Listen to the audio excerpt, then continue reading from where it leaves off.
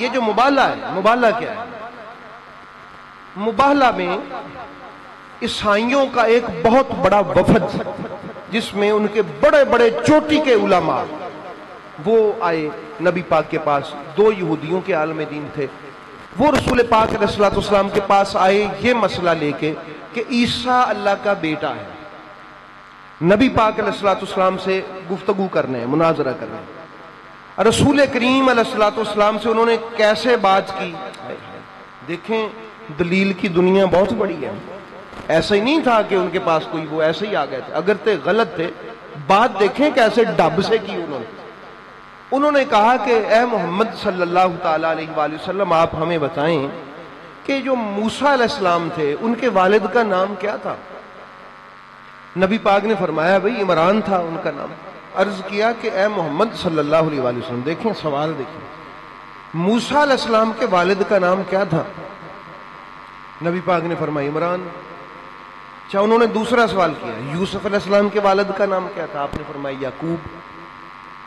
پھر تیسرا سوال کیا کہ میرے ماں باپ آپ پر قربان ہوں، بڑی محبت کے لہجے میں. پتہ چلا کہ اس سے ہمیں یہ بھی پتہ چلا اگر کسی سے بحث و مباحثہ یا مناظرہ ہو جائے تو ایسے الفاظ سے بھی ہو سکتا ہے.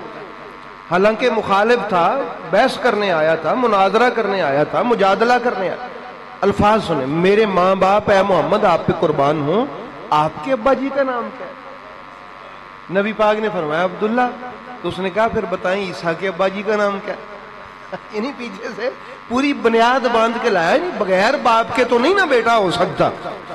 تو نبی پاک علیہ الصلوۃ والسلام سے جب اس نے سوال کیا تو جبریل امین علیہ السلام آئے اور آ کے کہا کہ محبوب اعلان فرما دیں ان مثل عیسیٰ عند اللہ کمثل آدم خلقہ من تراب.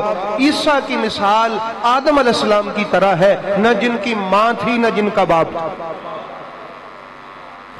تم بھی تو اولاد آدم ہی ہو نا، تم آخر آدمی تو ہو. آدم علیہ السلام کا انکار تو نہیں نہ کر سکتے. تو آدم علیہ السلام کی طرح ہی ہے عیسیٰ علیہ السلام. اور پھر انہوں نے میرے نبی کریم علیہ الصلوۃ والسلام سے چاہے بات بہت وزنی تھی، خاموش ہو گئے. انہوں نے کہا کہ اے محمد صلی اللہ علیہ وآلہ وسلم، بات یہ ہے کہ آپ کی بات ہماری سمجھ سے بالاتر ہے کہ آپ نے کہا خالقہ من تراب، کہ اس کو وہ جو ہے نا مٹی سے اللہ نے بنایا ہے. مٹی کا ہے وہ. آپ نے ان کے بارے میں یہ جو قرآن کریم سے آپ نے آیات بتا دی ہیں نبی رحمت صلی اللہ تعالیٰ علیہ وآلہ وسلم کے حوالہ سے، اپنا عیسیٰ علیہ السلام کے حوالہ سے، کہ یہ روح، یہ اللہ تعالیٰ کی طرف سے روح ہے، وکلماتہ، اور اس کا کلمہ ہے. دوسرا سوال کیا ان کا، یہ جو روح ہوتی ہے، آپ نے کہا یہ روح اللہ ہے عیسیٰ علیہ السلام. قرآن میں کہا یہ بغیر جسم کے بھی بلا کوئی روح ہوتی ہے، آپ نے ان کو روح کہہ دیا.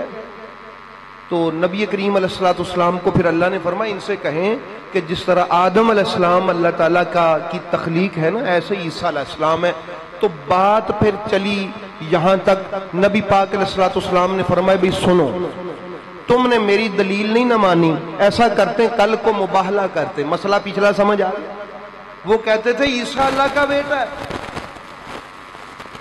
عیسیٰ کیا ہے؟ اللہ کا بیٹا ہے.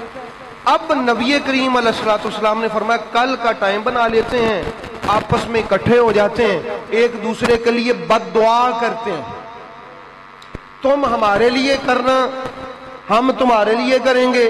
جو جھوٹا ہوا وہ بد دعا کا شکار ہوگا، اس پر اللہ کا غضب ہوگا. انہوں نے کہا کہ آپ کی بات ٹھیک ہے، مناظرے سے نہیں مبالغے سے بات ختم ہوگی. تو پھر جب کل ہوئی تو پھر کیا ہوا، نبی کریم علیہ الصلوۃ والسلام نے مولا علی کو ساتھ لیا، حضرت سیدہ کائنات کو ساتھ لیا، حسنین کریمین کو ساتھ لیا اور لے کے نکل پڑے. اور جا کے وہاں پر گھٹنوں کے بال کھڑے ہو گئے. فرمایا بھی میں دعا مانگوں گا، اے علی زہرا حسنین تم آمین کہنا.